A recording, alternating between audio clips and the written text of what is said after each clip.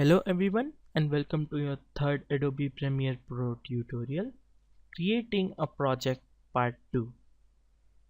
In this tutorial we will learn more about how to create a project and we will go into a little more details of the things. Now let's start.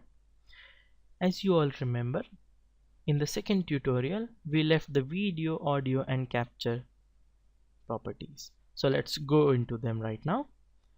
First is the video display format. So the display format here refers to the time code, or how will you be viewing the time over here. For example, when we view the clock, so we see that 12 hours time is given on the clock. So when we see on the wall clock, there are 12 numbers numbered from 1 to 12, and then the hour hand and the minute hand tells us what time is being shown exactly. The same way in the digital clocks, you see that it is a format of hours, then a semicolon, minutes, colon, and then seconds.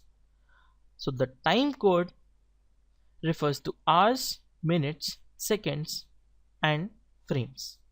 That is the time code, and that is the time code we will be using in our tutorials, and it is one of the most popular used time codes also. The other time codes are feet plus frames and frames. The frames time code will give you only the number of the frame you are working on. For example, there are 25 frames in 1 second. So at 10 seconds there will be 250 frames. So the frame number will be the 250th frame where you will be working, and that will be displayed over here.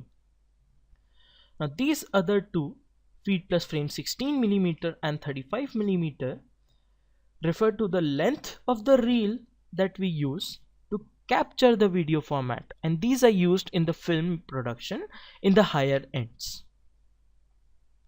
Moving on to the next option is the display format of audio. The display format of audio is how will you be viewing the time code of your audio.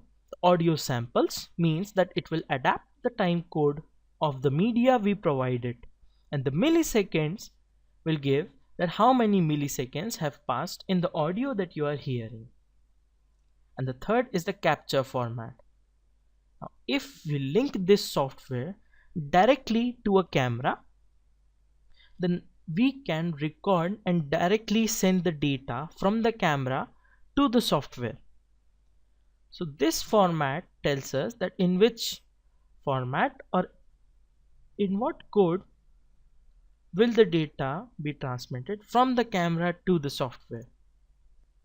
And since DV is the most popular one being used widely, you can install more capture formats through external softwares. So we are all set to go from here. Let's just press OK, and the next screen will pop up where we have to decide the dimensions and more detailing of our project. We will learn about this in the next tutorial. Thank you for watching.